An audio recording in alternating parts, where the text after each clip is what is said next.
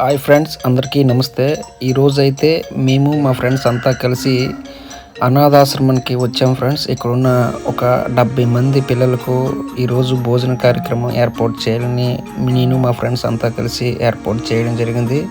ఈ అనాథాశ్రమంకి అయితే మేము రావడం జరిగింది ఫ్రెండ్స్.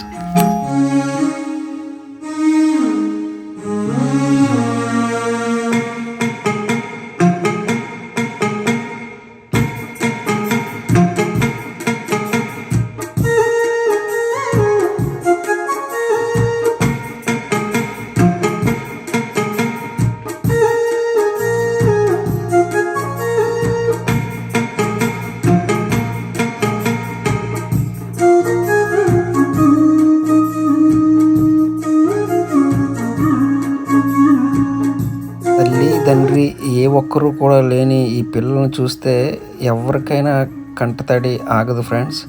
ఈరోజైతే ఇలాంటి ఈ పేద పిల్లలకు ఈరోజు భోజనం ఏర్పాటు చేయడం అనేది చాలా ఆనందాన్ని ఇచ్చింది ఫ్రెండ్స్. నాకైతే నేను ఇప్పటి వరకు చేసినటువంటి మంచి కార్యక్రమంలో నా మనసుకు నచ్చినటువంటి ఒక గొప్ప కార్యక్రమం ఇది ఫ్రెండ్స్.